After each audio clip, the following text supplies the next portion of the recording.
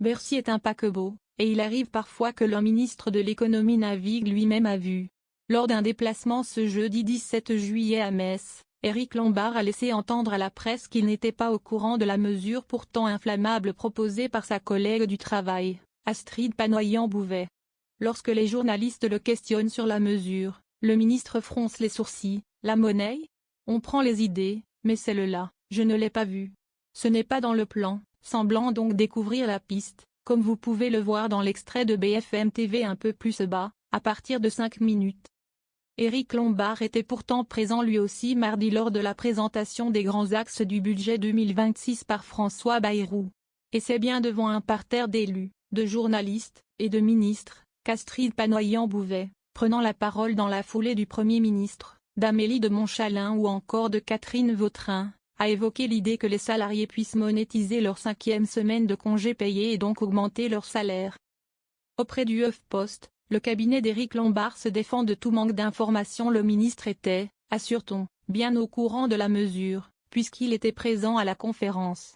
Selon son cabinet, le ministre a cru qu'il était interrogé sur le remplacement de la suppression des jours fériés par la monétisation de la 5e semaine de vacances. Il y a eu un couac dans la compréhension de la question posée ce matin, défend-on.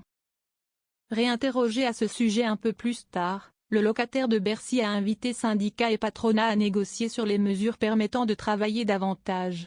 On a un sujet général dans notre pays, c'est de produire plus.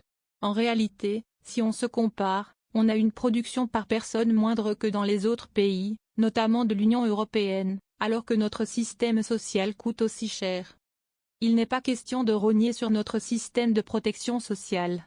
Donc il faut qu'on travaille plus. Toutes ces questions doivent faire l'objet d'un dialogue avec les partenaires sociaux, a-t-il expliqué, reprenant le mantra de l'exécutif mais en se gardant bien d'en dire davantage sur les congés payés.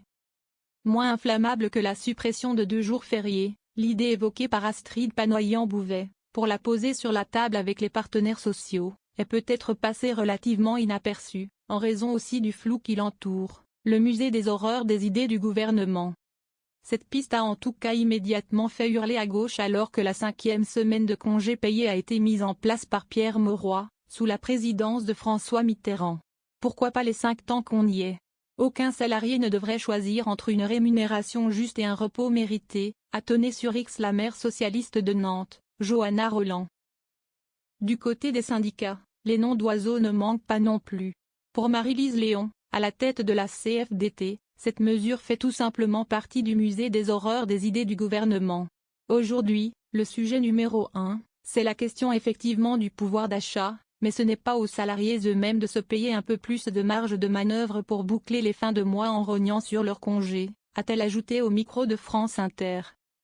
Concernant le plan d'économie de François Bayrou, Marie-Lise Léon dit être tout à fait lucide sur le fait que la situation est grave et qu'il y a besoin d'avoir un budget particulier mais il ne faut pas que ce dernier se fasse aux dépens de la transition écologique ou de la justice sociale. Le monde du travail ne peut pas admettre des mesures profondément injustes et des efforts absolument pas partagés, a-t-elle prévenu.